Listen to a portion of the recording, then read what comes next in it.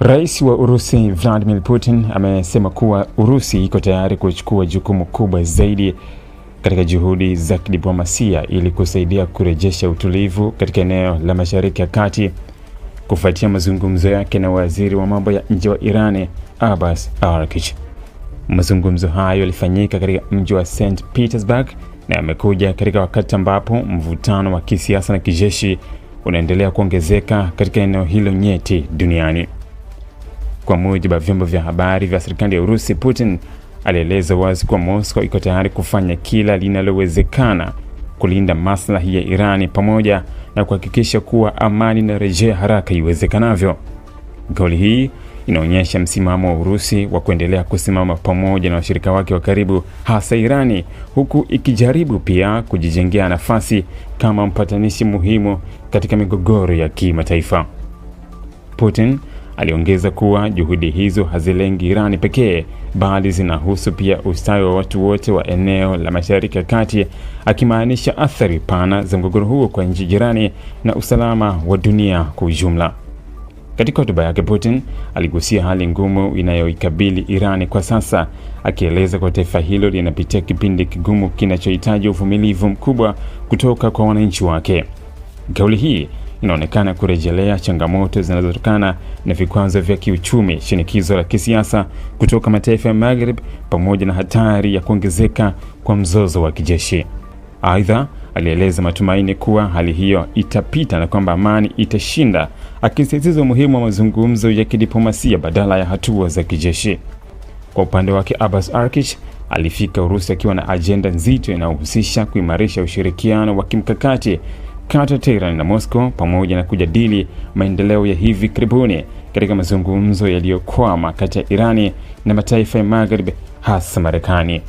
Inaripotiwa kwa Iran imekuwa ikilalamikia kile kinachokiita masharti magumu yasiyo na usawa kutoka Washington, hali iliyosababisha kusimama kwa mazungumzo ya nyuklia na kuibua hofu ya kuongezeka kwa mvutano. Mazungumzo kati ya Putin na Araghchi pia yanatajwa kugusia masuala ya usalama wa kikanda, ikiwemo hali ya Ghuba ya Uajemi, mgogoro wa Israel na makundi yanayoungwa mkono na Irani, pamoja na hatari ya kuvurugika kwa usafirishaji wa mafuta kupitia njia muhimu za baharini kama mlango wa Hormuz. Urusi, ikiwa ni moja ya wazalishaji wakubwa wa nishati duniani, ina maslahi makubwa katika kuhakikisha kuwa mvutano huo hauathiri vibaya soko la kimataifa la mafuta na gesi.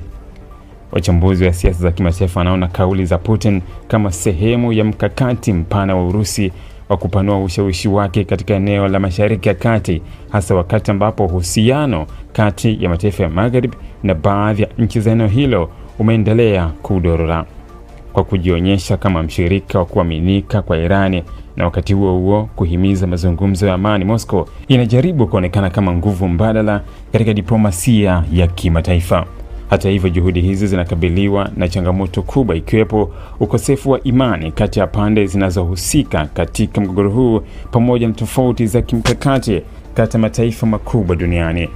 Wakati Marekani na washirika wake wa Ulaya wakisisitiza masharti magumu kwa Irani, Urusi na baadhi ya washirika wake wamekuwa wakihimiza njia mbadala inayozingatia mazungumzo na kupunguza shinikizo. Kwa ujumla, mkutano huu kati ya Putin na Araghchi unaashiria hatua nyingine muhimu katika mfululizo wa juhudi za kidiplomasia zinazolenga kupunguza mvutano katika eneo la Mashariki ya Kati. Ingawa hakuna suluhisho la haraka linalotarajiwa, kauli za viongozi hao zinaonyesha kuwa bado kuna nafasi ya mazungumzo na kwamba mataifa yenye ushawishi yanaendelea kutafuta njia ya kuepusha mzozo mkubwa zaidi ambao unaweza kuathiri si tu eneo hilo bali pia dunia kwa ujumla. Ili kuwa mwanafamilia bora wa Global TV, usisahau kusubscribe, like, kushare na kucomment. Baada ya kusubscribe, bonyeza alama ya kengele ili kupata taarifa kwa kila video inayopanda Global TV Online.